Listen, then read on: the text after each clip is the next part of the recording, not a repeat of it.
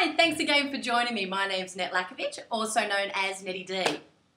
Many women these days, I've noticed, are so focused on building their web presence and marketing, but if they're in a business where they eventually have to see the customer face to face, they crumble due to the lack of communication and they lose that sale with the customer. So wouldn't you like to learn how to get people to buy from you so you don't feel like you have to sell anymore?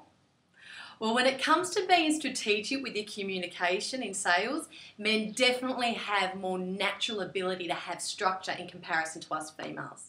In my own opinion, I think that women definitely shy away from sales because they feel like they don't want to be pushy or come across salesy, and when they do get into sales, they prefer to be natural and have this own natural flair.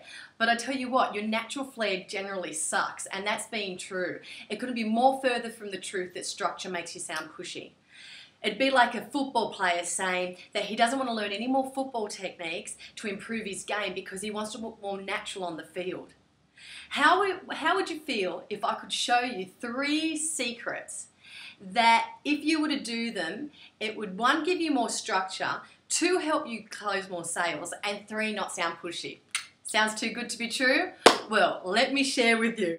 The number 1 rule when it comes to negotiating is that 70% of your dialogue should be questions. Most people make the mistake by doing their sales process is that they tell everyone about their product. They're telling, and that will definitely come across pushy, it will sound uninteresting, and most of all, it will be disconnecting for the person listening. And that's definitely not what a female wants because we're about bonding. The best communicators in the world, most of their dialogue is actually questions. Did you know that? They sit there, they gather all the information before they go in and they deliver their product. So wouldn't you like to know what questions actually work with your business and negotiation? I bet you do. Well, there's a few question techniques I can show you, and a reason why you actually want to do it is questions actually pull your customer in. They get them involved, so it actually feels like a two-way street. I'm sure you've walked away from a conversation before with a customer and you felt like it just didn't go well, probably because you were asking lots of closed questions, and that's the second point. Closed questions are really great for people that are chatterboxes, but not when you're trying to draw information out of your customer.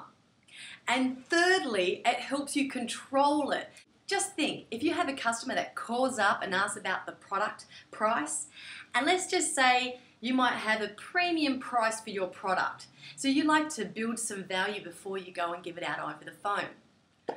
But when a customer comes in and asks you a question like, how much is it? Most people feel out of control and they feel compelled to answer. That's why questions give you more control in your conversation. They help you direct and get on track to where you want to go. So let's have a look at the questions that you need to ask, and it depends on the desire of the outcome that you need. If you're struggling in sales with rapport building, finding out what your customers wants, your customers needs, finding out how your service will actually, or product will actually help them, how to uncover and overcome the objection, well, there's open questions that you need to focus on. If it's actually more confirming decisions, getting that final yes, controlling the environment in a situation, then you want more brief answers, and that's where your closed questions come into play. And if this is your first time actually hearing about open and closed questions, well, then these diagrams will definitely help you on actually why they work and what the differences are. As you can see, this is an MIR scan of a brain activity when this patient is asked an open question. An open question, as you can see, creates like a search engine of the brain. And all the areas that are lit up in those colours, the orange and red, that's where those blood vessels have actually gone through and stimulated that brain activity. When the same question was asked to the patient, but it was directed in a closed question construct, then the brain proves to be very smart and very lazy and only needs to access one area of the brain. It doesn't have to work hard if it doesn't have to, is what I'm basically saying. If you're saying to yourself, you know what, I do ask lots of questions in my presentation, but they're still not working for me, then the mistake a lot of salespeople do is that they ask a lot of closed questions which do not stimulate the customer's conversation, doesn't create that search engine, and they never actually get what they want out of the customer in communication. For example, I once went to a party and my husband and I are sitting there and we're having a little sip away at wine, and this guy walks past and he walks up to this lady and he starts to chat to her.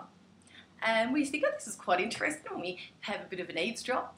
And he says to her, oh, it's a beautiful view, isn't it? Now let me just paint the picture. The view is of Sydney Harbour. It is gorgeous. And the lady says, yes, it is. And then he says, oh, have you been here before? Is this your first time? She goes, no, this is my first time. He goes, oh, okay. Has a drink of his beer, and he goes, well, have a great night. And he walks over and he walks back to his mate. His mate's on the other side. He says to his mate, well, that was a boring piece of conversation. And I felt like turning to him and saying, well, that was because you're asking boring questions. You see, the questions that you ask will simply give an open discussion or a closed discussion. So let's finish off with this, just a little bit of homework. What do open questions start with? They start with anything at the start of a question with the words starting with W or H. That is how, who, what, why, when, where. That will create a completely different feel to the question just by simply changing the first word, in comparison to using closed questions. And closed questions start with if, do, can, is, could, would, should. There's one thing that I get told over and over again when I'm doing one-on-one sessions, and this is the one thing that blows women away. It is the difference when they're learning communication skills, how one word can make all of the difference in the outcome of your negotiation and conversation. Just think how powerful it would be, not just out in the business world, guys, with your family, with your children. Just think, your communication skills is all the difference in what you actually give out and what you get in return. Well, that's all for now. This is Annette Lakovich, Netty'D, all the health and success in the world to you guys. See you next time. Bye-bye.